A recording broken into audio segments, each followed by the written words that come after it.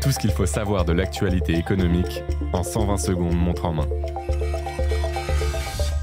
Le chiffre d'affaires des péages s'est élevé à 12,82 milliards d'euros l'an dernier, nous a confié l'Association des sociétés françaises d'autoroutes. Mais où va cet argent ? Sur 10 euros de recettes, 3,90 euros sont reversés à l'État sous forme de taxes et d'impôts. 3,50 euros vont dans les poches des concessionnaires privés pour la construction et la modernisation des axes autoroutiers. Enfin, 2,60 euros sont consacrés au remboursement des dettes et à la rémunération des actionnaires.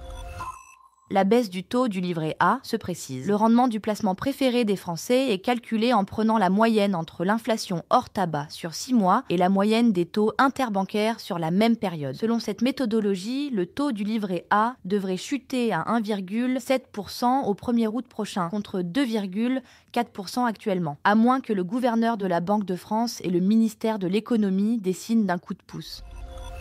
Qui sont les chômeurs radiés de France Travail ? Chaque mois, un chômeur sur 10 quitte France Travail non pas parce qu'il a retrouvé un job, mais parce qu'il y a été contraint. Le motif le plus fréquent de radiation, 62%, est l'absence à une convocation de son conseiller France Travail. Il s'agit le plus souvent de jeunes hommes, peu diplômés et bénéficiaires du RSA. 3 108 euros, c'est le prix moyen du mètre carré à payer pour un logement dans une station balnéaire française, d'après le site Se Loger. Sans surprise, certaines villes de bord de mer affichent des tarifs bien plus élevés, comme Cannes, où le mètre carré dépasse les 11 000 euros. Vous souhaitez rentabiliser votre bien en le louant aux vacanciers ? Capital vous révèle les stations balnéaires à la rentabilité insoupçonnée. Ce podcast a été écrit par les journalistes de Capital et mis en voix par une intelligence artificielle. Abonnez-vous sur votre plateforme habituelle pour écouter chaque épisode dès sa sortie.